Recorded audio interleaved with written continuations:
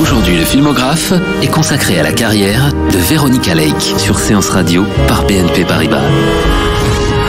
Bonjour à tous, bonjour Antoine Cyr. Aujourd'hui, le filmographe de Séance Radio est consacré à une star, vraiment, Veronica Lake. Ah bah oui, Veronica Lake fut une immense star des années 40, grande vedette de la Paramount, héroïne de films noirs inspirés de Raymond Chandler et de Dashiell Hammett, mais également très à l'aise dans les comédies, célèbre grâce à sa coiffure, vous savez, très caractéristique. Elle avait une mèche de cheveux blonds qui lui cachait presque totalement l'œil droit.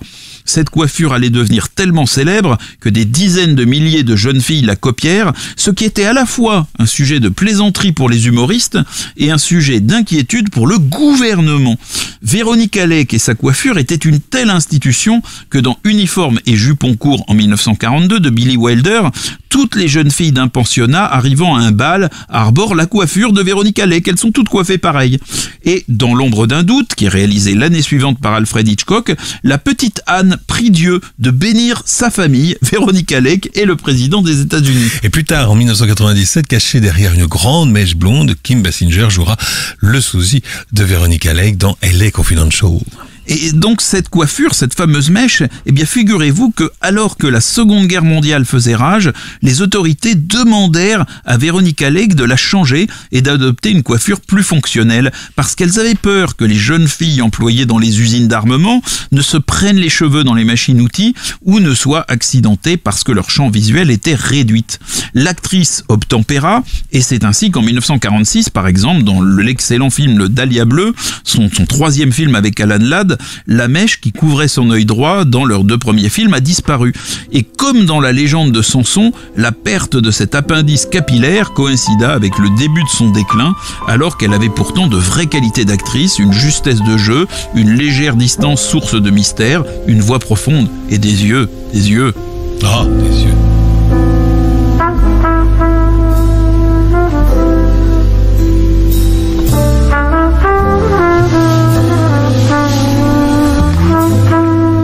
Difficile de faire plus triste que le destin de Veronica Lake.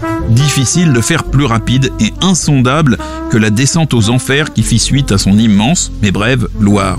Il suffit pour s'en rendre compte de raconter à rebours son histoire, et c'est ce que je vais essayer de faire. En 2004, à la vitrine d'un magasin d'antiquités bizarre de la petite ville de Phénicia, dans l'État de New York, apparut une urne funéraire présentée comme contenant les cendres de Veronica Lake. Pourtant, en mars 1976, 3 ans après sa mort, Donald Bain, la plume qui avait rédigé son autobiographie, avait confié à 2 amis le soin de disperser ses cendres dans l'océan, au large de Miami, selon les vœux exprimés par la comédienne. Mais apparemment, les 2 amis avaient négligé leur mission et l'urne fit son chemin jusqu'à cette boutique d'antiquaires où on la retrouva 28 ans plus tard. Oui, juste à côté du crâne de Voltaire enfant sans doute. Ouais, mais à l'époque, on avait pris au sérieux quand même tout à fait cette histoire. Hein. Non mais peut-être. Alors, que cette urne soit authentique ou pas, mon cher Laurent, une certitude. Bien peu de gens avaient assisté aux obsèques de Veronica Lake, qui avait été toujours d'ailleurs financé par le biographe Donald Bain, et la pauvre Veronica Lake était morte le 7 juillet 1973 d'une crise hépatique à l'évidence due à l'alcool, qui s'était déclenchée alors qu'elle était en visite chez des amis canadiens. Certaines sources considèrent qu'elle est décédée à Montréal et que son conjoint de l'époque a traversé la frontière canado-américaine avec son cadavre installé sur le siège avant pour faire croire qu'elle dormait. D'autres situent son décès à l'hôpital de Burlington dans le Vermont. Quoi qu'il en soit, sa vie était devenue depuis longtemps un enfer, entre des tentatives avortées pour retrouver la lumière des projecteurs, des mariages ratés et un alcoolisme de plus en plus envahissant qui la conduisit plusieurs fois à être arrêtée par la police en plein délire idyllique.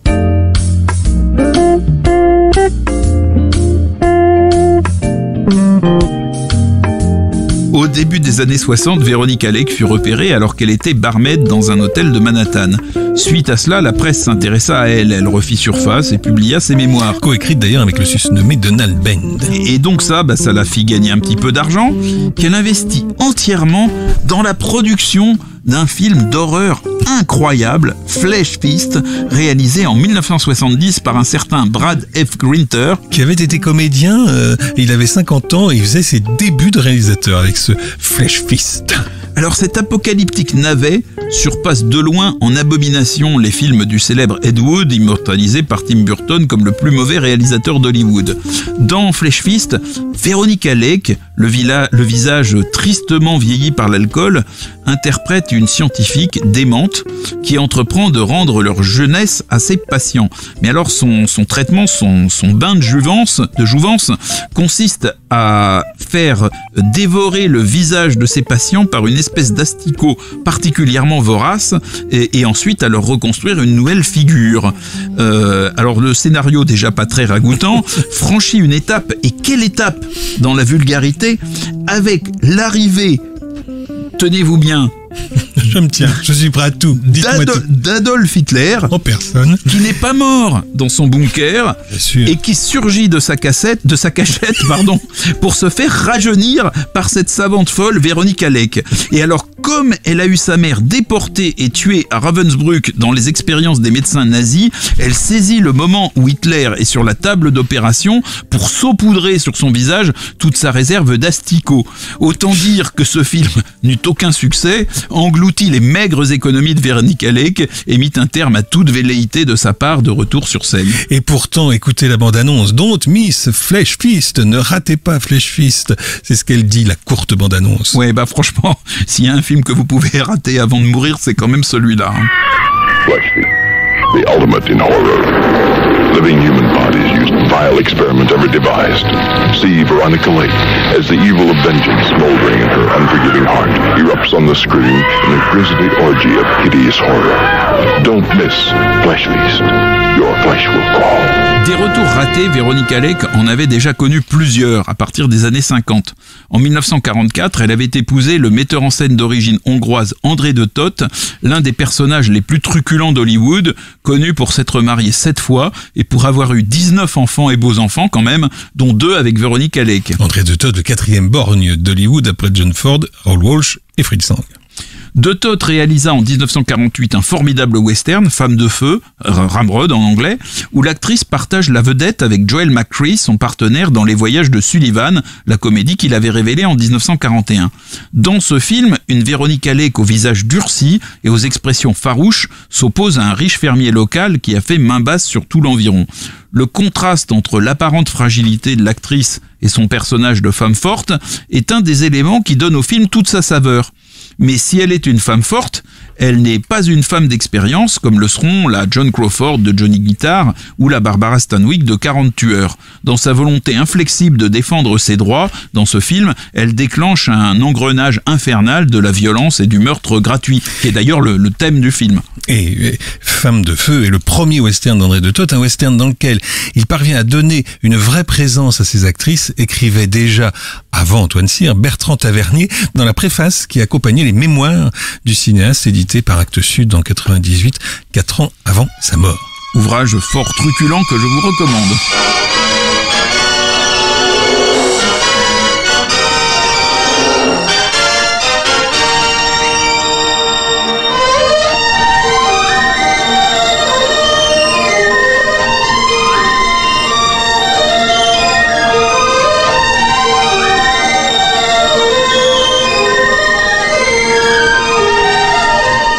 La musique de Femme de feu est signée du Britannique Adolphe Dutch. Vous écoutez Séance Radio et le filmographe d'aujourd'hui est consacré à Veronica Lake. Et on retrouve tout de suite évidemment Antoine Cyr. Au moment où elle fut prêtée au studio Enterprise pour Femme de feu, le contrat de Veronica Lake avec la Paramount approchait de sa fin. Il ne fut pas renouvelé après le tournage de Trafic à Saigon de Leslie Fenton, également en 1948. Trafic à Saigon, le 4e et dernier film où elle partage la vedette avec Alan Ladd, est d'une qualité inférieure avec celle des 3 précédents, dont nous parlerons tout à l'heure puisque nous sommes à rebours, et qui sont Tueur à gages, La clé de verre et Le dahlia bleu. En 1950, André de Toth essaiera de relancer la carrière de sa femme en la faisant jouer dans La Furie des Tropiques, où elle partage la vedette avec Richard Widmark et une autre femme réputée pour ses attraits physiques, Linda Darnell. Widmark est pris entre 2 femmes, mais c'est son combat avec les éléments en tant que pilote d'avion, décidé à prouver son courage dans une tempête qui est au cœur de l'intrigue. Face à une Linda Darnell encore au sommet de sa beauté, Veronica Lake apparaît déjà un peu affadie, un peu privée de sa magie. Et pourtant, elle n'a qu'un an de plus. Non seulement ce film ne servit guère sa carrière, mais en 1951, André de Toth et Veronica Lake furent poursuivis pour des arriérés d'impôts par l'administration américaine. Leur maison fut saisie, leurs biens furent vendus et il faut bien le dire que leur couple fit naufrage peu de temps après. En 1951, Veronica Lake avait 29 ans. De là jusqu'à l'âge de 50 ans, sa vie ne fut plus qu'un lent déclin, la longue agonie d'un mythe. Mais venons-en justement à tout ce qui précéda cette triste agonie, au parcours qui fit pendant quelques années de Veronica Lake l'idole de l'Amérique. Et donc là, on reprend l'ordre chronologique normal pour dire que Veronica Lake était née Constance Marie Hockelman en 1922 à Brooklyn et que son père mourut dans un accident industriel alors qu'elle avait 12 ans. Elle fut chassée d'une école de jeunes filles de Montréal et souffrait déjà, selon sa mère, de schizophrénie dans sa jeunesse. Sa mère s'était remariée et la famille s'installa à Miami où la future Veronica remporte des concours de beauté. Elle est acceptée à l'école d'art dramatique Bliss Hayden et se voit proposer en 1939 un petit rôle par la RKO dans Sorority House, un film de John Farrow. Sur un scénario de Dalton Trumbo. Formidable scénariste. Le réalisateur remarque, donc John Farrow, la coupe de cheveux très personnelle de Veronica Lake avec cette longue mèche de cheveux blonds lui couvrant l'œil droit qui lui donne un air mystérieux. Elle est bientôt présentée à Arthur Hornblow Jr. de la Paramount qui lui donne son nom de scène, Veronica Lake, Lake signifiant bien sûr lac en anglais, en hommage au bleu de ses yeux. En 1940, elle épouse le premier de ses 4 maris, John Stewart Delty, dont elle divorcera en 1943. Il était architecte et il est devenu décorateur pour le cinéma. En 1941, donc Veronica Lake signe un contrat avec la Paramount et joue dans 2 films de Mitchell Leisen. Alors dans l'un, Par la porte d'or avec Charles Boyer, elle n'apparaît que furtivement dans le rôle d'une comédienne présente sur le studio au moment où Boyer vient voir un réalisateur pour lui faire le récit de sa vie. Dans l'autre, L'Escadrille des jeunes avec William Holden et Ray Milland, elle est au cœur des intrigues amoureuses d'un trio de jeunes pilotes militaires opposés dans un processus de sélection très rude. Le film se déroule en flashback et commence par la mystérieuse découverte de son cadavre dans l'épave d'un bombardier accidenté pendant un exercice. L'Escadrille des jeunes est décisive dans la carrière de Veronica Lake. Alors qu'elle côtoie une belle brochette de jeunes premiers, c'est elle que l'on remarque dans toutes les scènes où elle apparaît, avec sa bientôt fameuse mèche blonde et cette voix suave et profonde qui ajoute à son mystère. Et la chance à l'époque était de son côté puisque le producteur Arthur Hornblow Jr., futur producteur de Quand la ville dort, avait d'abord pensé à Rita Hayworth. Et dans L'Escadrille des jeunes, Veronica Lake chante.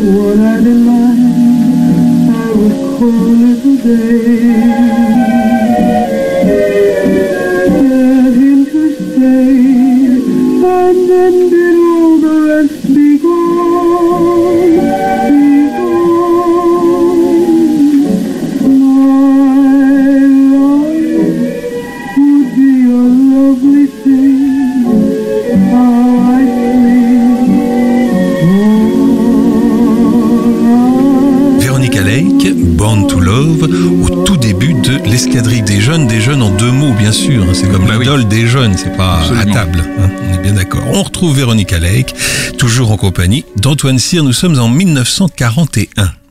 Le film qui va rendre Veronica Lake célèbre est le chef-d'œuvre de Preston Sturges avec Joel McCrea en 1941, Les Voyages de Sullivan. Cette comédie raconte la descente dans les profondeurs déshéritées de la société américaine des années 40 d'un réalisateur de comédie qui est lassé des frasques d'Hollywood et qui est décidé à faire tourner un film réaliste. Donc qui dit film réaliste dit connaissance de la réalité et donc il s'habille comme un vagabond et avec 10 cents sans poche, il entreprend pour comprendre les plus défavorisés, un voyage qui finalement ressemble un peu avant l'heure à l'errance des beatniks. Dans un café, il rencontre une jeune actrice désenchantée qui lui offre très gentiment des œufs et là il se fait passer pour un metteur en scène déchu, il l'embarque avec lui dans son splendide cabriolet, donc forcément elle va finir par découvrir qui elle est.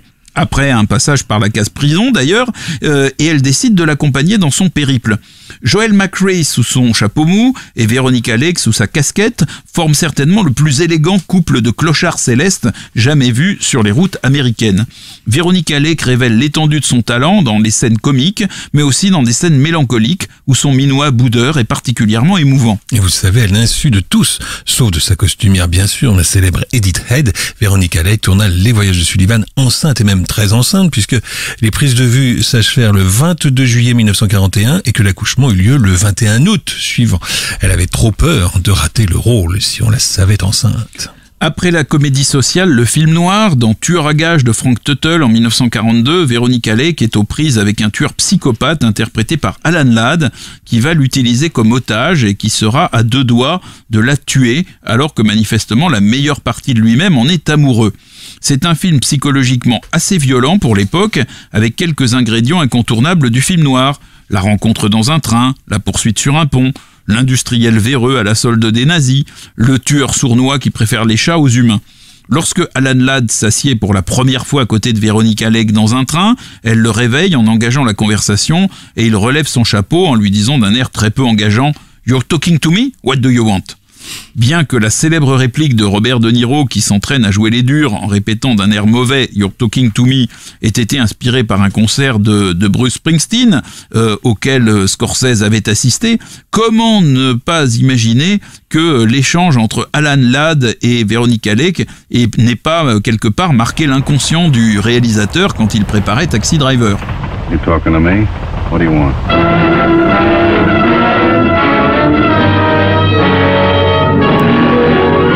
Avec Tueur à gages, les deux acteurs sont immédiatement propulsés grandes vedettes du film noir. Ils sont complémentaires en raison de leur jeu un peu distancié et froid, mais aussi pour une raison étonnante, leur taille. Alan Ladd mesurait 1m62 et Veronica Lake 1m50. Même avec des talons de 10 cm, elle restait une des rares vedettes féminines à pouvoir donner la réplique à Ladd, souvent employée dans des rôles de dur à cuire, sans que sa petite taille ne devienne visible à l'écran.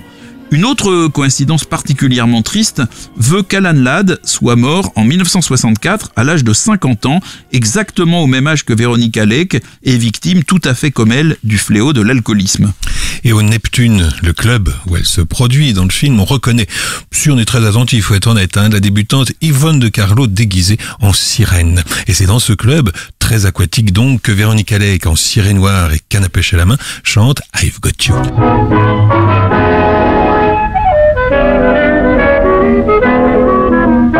I've got you right where I wanted you, dangling on my lawn. I've got you and I'm enjoying it fine. You had me right where you wanted me, that's the way I love. You had me, but the tables have turned. I was 1 out of 50 in your address book. Oh, what a spot you had me in. But today you're the sucker for the shiny hook, and you'll never wriggle off. You can bet your bottom fin that I've got you right where I wanted you, dangling on my lawn. I've got you and I'm enjoying it fine, 'cause I'm not yours anymore, you're mine. C'est le filmographe que vous écoutez sur Séance Radio et c'est Veronica Lake qui vient de chanter I've Got You, extrait de Tueur à gages. La Paramount récidive aussitôt après Tueur à gages avec La Clé de verre, réalisé par Stuart Eisler et inspiré d'un roman de Dashiell Hammett. Sur une musique de Victor Young. C'est un film noir dans la plus grande tradition, avec une captivante intrigue située au cœur des relations douteuses entre le monde de la politique et celui de la pègre. Alan Ladd interprète le bras droit de Madvig, un politicien aux méthodes rugueuses que joue Brian Donlevy. Madvig est amoureux de la fille d'un sénateur qui est interprétée par Veronica Lake, mais il suffit pour comprendre vers qui vont les préférences de celle-ci de voir le regard enamouré de la jeune femme lorsqu'elle est présentée à Alan Ladd et qu'elle lui dit « Ainsi, vous êtes l'assistant de Monsieur Madvig ?» La scène suivante est un festival d'œillades irrésistible de Veronica Lake en direction d'Alan Ladd. Le charme de l'actrice, manifestement, ne résidait pas seulement dans sa chevelure. Et 7 ans plus tôt, Frank Tuttle avait déjà adapté le roman de Dashiell Hammett avec, dans les rôles principaux, George Raft et Claire Dodd, une danseuse comédienne venue des Écrits de folie. Dans Ma femme est une sorcière de René Clair en 1942, Véronique Alec interprète une sorcière donc qui a jeté un sort sur les descendants d'un juge de Nouvelle-Angleterre qui avait condamné au bûcher, elle et puis son père, au XVIIIe siècle. Le problème, c'est qu'en 1940, le descendant du juge est un séduisant jeune homme interprété par Frédéric March. Donc, comme à chaque génération, elle revient parmi les vivants pour pourrir la vie de ce descendant. Et là, donc, elle a décidé de perturber son prochain mariage avec Susan Hayward. Le problème, c'est que la belle Véronique Alec va se retrouver dans la situation de l'ensorceleuse ensorcelée, puisque le juge, c'est Frédéric March, qui était plutôt quelqu'un de bien de sa personne. Ce film charmant permet à Véronique Alec de confirmer qu'elle était aussi à l'aise dans la comédie que dans le film noir, et évidemment, il va inspirer 2 décennies plus tard la merveilleuse série télévisée Ma sorcière bien-aimée. Et pour la musique de Ma femme est une sorcière, il semble que Roy Webb, écoutez bien, ait subi quelques influences.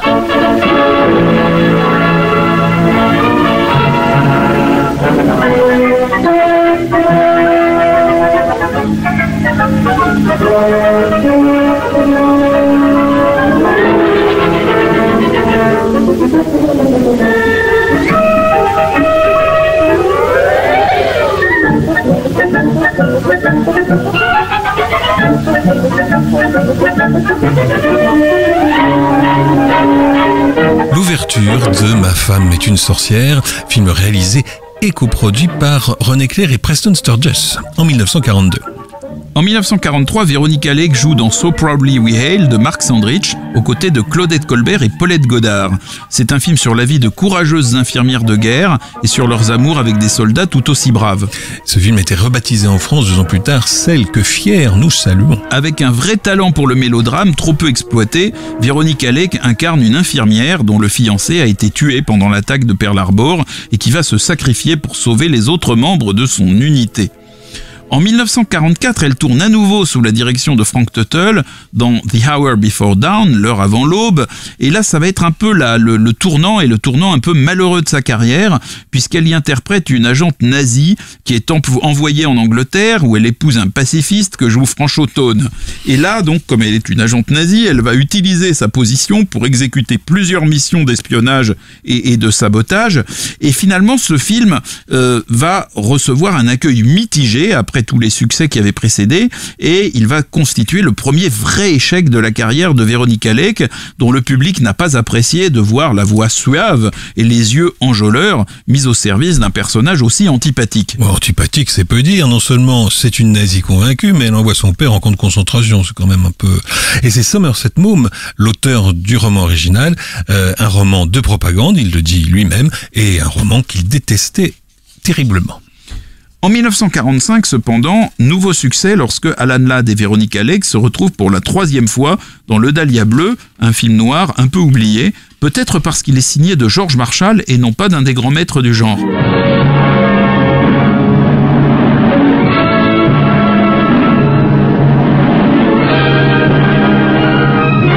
Pourtant, Le Dahlia bleu est un film noir très réussi, l'un des chefs-d'œuvre du genre. Premier scénario original de Raymond Chandler, il a été écrit à la hâte lorsque la Paramount se rendit compte qu'Alan Ladd devait rejoindre l'armée 8 semaines plus tard et que le studio ne disposait d'aucun film en stock avec cette star. C'est l'histoire d'un officier de marine qui non seulement découvre en rentrant de l'armée que sa femme le trompe, mais qui s'aperçoit que celle-ci a eu un accident de voiture sous l'emprise de l'alcool et que leur fils y a trouvé la mort. Cette bien peu recommandable épouse est retrouvée morte peu de temps après le retour d'Alan Ladd, et c'est là qu'entre en scène Véronique Alec, qui va donc aider Alan Ladd à écarter les soupçons qui se portent sur lui. Sans sa mèche, mais toujours avec sa voix modulée et caressante, elle incarne une femme équilibrée qui se transforme en ange gardien. Elle apparaît après 26 minutes de film, embarquant dans sa voiture Alan Ladd, qui vient de quitter sa femme et qui erre sous la pluie à la recherche d'une chambre d'hôtel. Pour ce premier scénario original, Raymond Chandler reçut une nomination aux Oscars et on raconte même qu'il est venu sur le plateau lui-même diriger quelques scènes du film tellement il trouvait le réalisateur George Marshall mauvais.